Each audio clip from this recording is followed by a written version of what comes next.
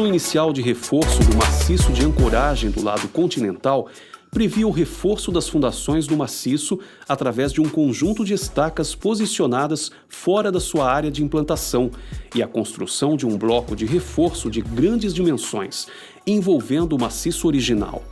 Esta solução entraria em conflito com o atual traçado da via beira-mar continental, obrigando a supressão de uma faixa de rodagem e a passagem de pedestres. Por outro lado, essa alteração significativa de dimensão e forma do maciço não respeitaria a imposição do IPHAN para intervenções em patrimônio tombado, como é o caso da Ponte Hercílio Luz. Para contornar estas situações, foi apresentada pela Teixeira Duarte uma solução alternativa, economicamente mais favorável, prevendo a demolição integral do maciço existente e a reconstrução de um novo maciço de ancoragem, de dimensões semelhantes às originais e fundado em 29 estacas escavadas de concreto armado, de 1,5 metros de diâmetro, com 15 metros de comprimento médio, desprezando o efeito das estacas originais de madeira, cujas dimensões e estado de conservação se desconhecia.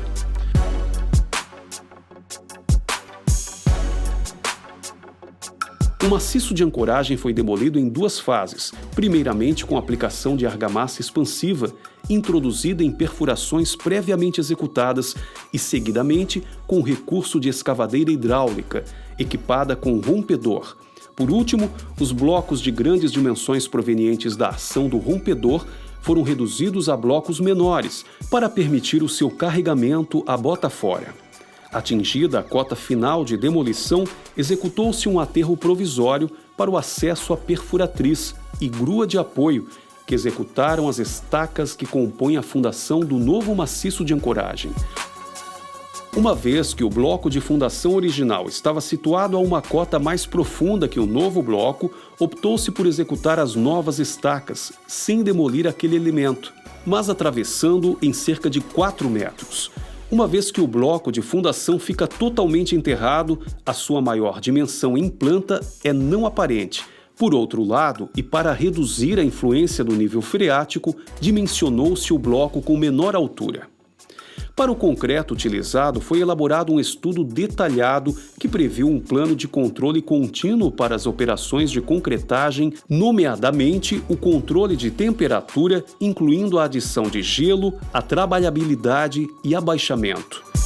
Devido ao grande volume de concreto do novo maciço, 3.323 metros cúbicos, as fases de concretagem deste elemento foram definidas visando uma solução de compromisso entre a montagem das armaduras, o posicionamento das ancoragens das barras de olhau e a capacidade de suporte das formas, considerando ainda a capacidade de fabricação e transporte do concreto da empresa contratada. Desta análise cuidada e complexa, resultou um limite máximo de 400 metros cúbicos por dia e em operações contínuas de até aproximadamente 12 horas, programadas sempre em período noturno. As duas primeiras fases de concretagem, sendo as de maior volume, de 1.200 e de 714 metros cúbicos, foram respectivamente executadas em 3 dias, a primeira, e 2 dias a segunda, e sem junta fria, apesar de descontínuas. Para tal, na concretagem destas duas primeiras fases, recorreu-se à utilização de elevadas doses de retardador de pega, mas também à utilização de concreto autoadensável no final de cada dia de concretagem, para que, ao reatar a concretagem no dia seguinte, a camada superior de concreto tivesse ainda trabalhabilidade necessária para permitir a perfeita ligação com o concreto sobre ele lançado. No início de cada fase de concretagem foi lançada, junto das formas, uma camada de cerca de 10 centímetros de concreto autoadensável, devido à dificuldade de vibração nessas zonas e, assim, minimizar o risco de segregação de brita junto às mesmas. Para além da armadura prevista no projeto de concreto armado, de quase 600 toneladas de aço A500, foram também instalados durante a execução do maciço os novos dispositivos de ancoragem das barras de olhau, compostos por 2 peças de ancoragem, com peso aproximado de 12,5 toneladas, e os respectivos tirantes de fixação, 32 barras de Vidag com diâmetro 75 mm, com comprimentos variáveis entre 10 e 15 metros.